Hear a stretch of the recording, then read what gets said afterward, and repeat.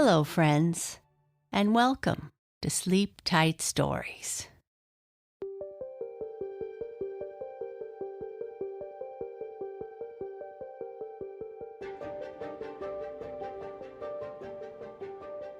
In this episode, we are going to finish our latest story about Red, the transfer student. In the last episode, Red and the Solving a Mystery Club decided they needed to meet to figure out what happened to Mrs. Johnson. Red wasn't convinced anything was wrong until someone said they had seen people wearing black suits and sunglasses putting Mrs. Johnson into a black van.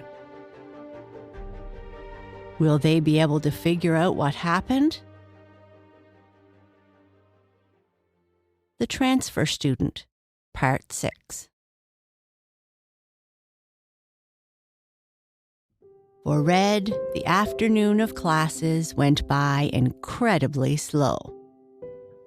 None of the classes, even science, could hold her interest as she was constantly thinking about the after-school meeting with Rachel, Charlie, and Alexa of the Solving a Mystery Club. Why is it that time moves so slowly when you have somewhere else you want to be, thought Red. The idea that the AID might be involved with Mrs. Johnson's sudden departure from school occupied her thoughts. She really hoped her slight slip of the tongue was not the cause. These were good people, and she couldn't bear the idea that somehow she might be responsible for any kind of inconvenience because of what she said. Where might they have taken her? Surely not off-world. Or maybe it wasn't serious at all. Maybe they just drove up in a black van and invited her out to dinner for a talk, and the restaurant was so good she couldn't say no. Or maybe, as Alexa said, we all just have an overactive imagination. I guess we will find out after school, she thought. The school bell finally rang, and Red pulled out her phone to send her mother a message. I'm going to hang out with some friends right after school and won't be taking the bus home. Is that okay? That's so awesome, Red. I'm glad to see you are making friends, but how are you getting home? Red hadn't actually thought that far ahead. She took the bus for a reason. They lived across town, but she figured she would work out the details later. Sorry, Mom, I hadn't thought of that. Don't worry, I'll send you a taxi with the app they use here. Okay. Love you. Me too. The meeting was at the far end of the sports field, underneath the oak tree. As Red walked around the field, there was what Red thought was called soccer practice going on. And Red could see Kurt, who was easy to spot as she was larger than everyone else times 2. Hey, Red, tell the gang if you need help, I will be finished practice in an hour or so, yelled Kurt. Okay, Kurt, thanks. I'll let them know, Red said as she was walking by. As she was walking on the grass, walking towards the oak tree, she noticed that her sneakers were covered in mud. The ground was soft and muddy in places. Red really didn't like getting her sneakers dirty. Ugh. Charlie and Rachel were already there, waiting at the oak tree. This particular tree had been a meeting place for many students over the years, with the scars to prove it. Red noticed at least 12 different names carved into the tree. Hi, guys, said Red. Hi, Red. We are just waiting for Alexa. I think she had to talk to her math teacher after school about something. Did Did you guys run here or something? I thought I walked fast," said Red, who thought Charlie and Rachel seemed less athletic than even herself. The most athletic thing Red had done lately was run from the food that her brother Blue always seemed to be throwing. "I think it helped that I helped Charlie put his shoes on properly," Rachel said with a laugh. Charlie just turned a couple shades of red. "Hi, everyone," said Alexa as she arrived, a little out of breath. "So what's next? Has anyone formulated a plan as to how we can solve this mystery?" Red laughed to herself. In her excitement to get involved, she hadn't actually thought how they might go about finding where Mrs. Johnson might have gone, or if she had been kidnapped, or simply home with a cold. "That's a good point," Rachel said with a smile. "I guess we couldn't just call Mrs. Johnson on the phone or go and talk to the principal?" Alexa asked. "Talk to Principal Burke?" Red said with a look of fear on her face. "I thought we could start by going to Mrs. Johnson's house and see if she is there," said Charlie. "Is it far?" asked Red. "No, not at all. She lives just a 10-minute walk from here, so we can go and investigate and then come back here to decide what to do next," said Charlie. "And get picked up so I can get home for pizza," Alexa said as everyone was looking at her because her stomach was making loud noises. "Sorry, I'm starving." "I must warn you guys of one thing," Charlie said, capturing everyone's attention. "Mrs. Johnson's house looks really creepy," he said, with the sound of fear in his voice. "Ugh."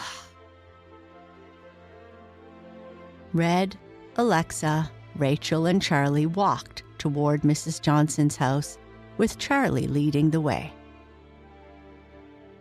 With his eyes concentrating on the map on his phone, Rachel would have to occasionally save him from walking into one of the many trees that lined the sidewalks near the school. Most of the houses in this neighborhood were small and close to the street. Red thought they were interesting, but she didn't like all the green. On Mars, the landscape was mostly butterscotch in color. Yum, at least to her eyes, which, though adapting to the sunlight here on Earth, were still not accustomed to all the different colors.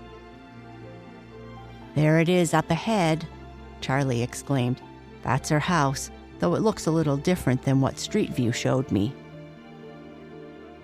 Mrs. Johnson's house was different than the others in the neighborhood, with a large front yard, white picket fence, and 3 stories. To Red's eyes, it looked more like a work in progress or a place that needed a great deal of work than something scary. On Mars, the scariest thing she had ever seen was when Blue got his diaper changed. Yuck. "Looks like Mrs. Johnson's house might be popular at Halloween," Alexa said, "especially with those 3rd-floor windows." "Is that a black cat in the upstairs window?" asked Charlie nervously. "I think it's dirt on your glasses," replied Rachel. "Okay, well, thankfully it's not as creepy as you thought, Charlie. But what do we do next? I don't see a car in the driveway, so maybe Mrs. Johnson isn't home," said Rachel. "I think we go have a look." "Are we allowed to do that? I don't really know the rules here, but I wouldn't want anyone to be upset at us," asked Red. "It will be fine. We'll just go up and knock on her door, and if she answers, make sure she is okay," said Charlie. "You go first, Charlie," said Alexa. With Charlie leading the way, the kids walked up the walkway to the veranda that surrounded the front of her house. There were paint cans everywhere, and all manner of other things that Red could only assume had something to do with repairing the house.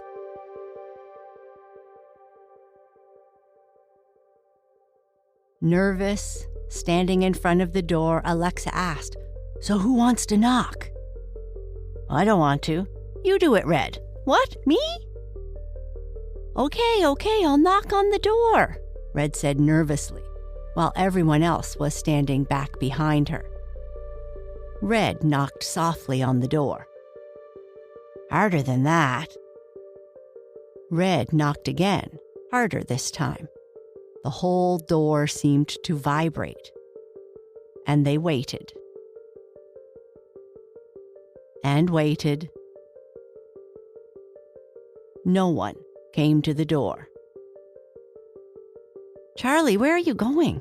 "I'm just going to look in the window." "Charlie, you can't do that," Alexa said as they all walked over to where Charlie was looking in the window. "Are you sure Mrs. Johnson even lives here?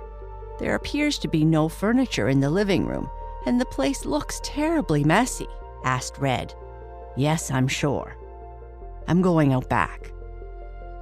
"Charlie, be careful," Rachel said, as they all again followed closely behind Charlie. "Is this the same boy I sit beside on the bus?" Red thought to herself. Most of the yard looked well cared for, except for all the paint cans, ladders, and other supplies that were strewn about. "Someone obviously lives, or lived here," thought Red as she cautiously followed the others a few steps back. Getting to the backyard, Charlie walked to a window and took a look inside. "I don't see anyone inside. There are dirty dishes on the table and what looks like luggage in the doorway between the kitchen and the living room. But I don't see or hear anything," he said. "Well, nobody's home. We should go then," Alexa said, as everyone looked again at her stomach as it made even louder grumbling noises. "What? I'm starving." "You're right. I guess we should," said Charlie, obviously disappointed. "It still looks suspicious," said Rachel, as they walked together around to the front. "I mean, the kitchen looked like she was attempting to leave in a hurry." "There are those scary TV shows influencing you again," said Alexa, holding her stomach. As they walked past the front door and started down the walkway, Red noticed something. The front door looked different. "Hey guys," she said, "wasn't the front door closed when I knocked?" "Yes," Rachel said. "It looks open now," said Alexa. "Okay, now this is getting spooky." "Maybe we should take a look," said Red, now walking back to the front door. "Yeah, Red, why don't you go knock on that door again? I'll stand back here and watch," Alexa said. "We should all go," Charlie said, gently pushing Alexa along as they all went up to the veranda. "I see movement inside." Everyone froze. "What is it?" Charlie asked. "I can't see anything." "That's because your glasses are all fogged up, silly." "I think the wise thing to do is to leave, just in case," Alexa said as she and everyone slowly backed away from the door. As they turned around and started to pick up their pace, a loud voice asked, "What are you kids doing here?" Upon hearing the voice, Red almost jumped out of her socks. But like the others, she stopped and turned around to see Mrs. Johnson at the door. "I thought I heard a knock at the door. Luckily, I came back to shut it. This old door never seems to close properly, or I might have missed your visit. What's up?" asked Mrs. Johnson. It took a moment for the gang to settle themselves. Charlie's glasses were completely fogged up. Rachel's face looked gray, and Alexa's stomach was making even louder noises. You weren't in school today, and we thought we would come and check on you. There was no car in the driveway, and we're just leaving," said Red with a hint of nervousness in her voice. "Oh, aren't you kids sweet? I'd invite you in for milk and cookies, but I'm afraid my house is a terrible mess. I've been renovating this house ever since I moved in 2 years ago, and I don't think I will ever finish. We tried to call first, but, oh yes, my phone. Oh, my line always seems to have some problems. I'm afraid I don't know much about these newfangled gadgets, and I just haven't had the time to go to the shop to sort it out. We teachers are super busy, you know, she said with a twinkle in her eyes. But I heard a rumor that you had to go away somewhere and Mr. McCaskill hasn't been around. Going away somewhere? Mrs. Johnson said to herself. She thought for a minute what crazy stories these kids could have heard.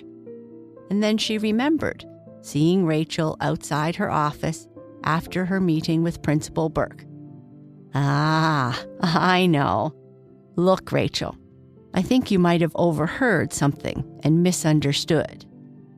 Principal Burke and I have known each other for years, and she is always trying to convince me to take a weekend off or a PD day or something, and I have always refused. It drives her crazy. But my life is teaching you kids and looking after this house. Though, I hope I do a better job teaching than I do renovating. Mr. McCaskill and I both recently won an award for teaching, and the award presentation is tomorrow in the big city. He left yesterday, and I wasn't going to bother to go. Teaching you crazy kids is enough of an award for me. But Principal Burke, in her usual loud manner, convinced me to go, even calling me a chauffeur, which she paid for. It took me the better part of today to prepare for the trip. I was just packing and getting set to leave for the airport. Sorry, kids. I truly appreciate you checking up on me. You're so sweet, but I must finish getting ready. My taxi will arrive any minute. I'll see you kids in school next week, Mrs. Johnson said as she turned to go into her house. What exactly was going on in these kids' minds, she thought.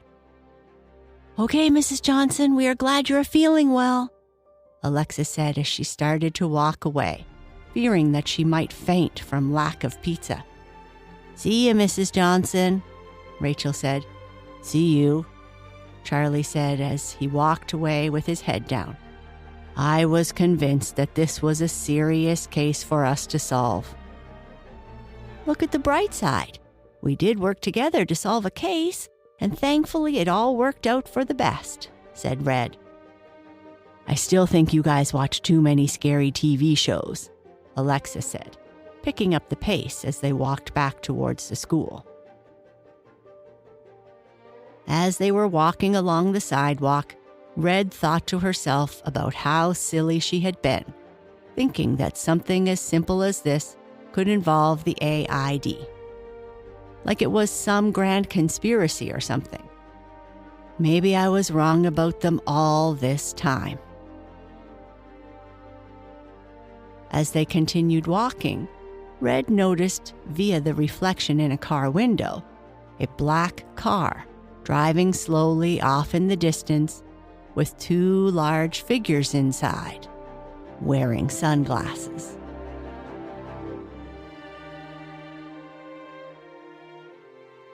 And that's the end of this episode.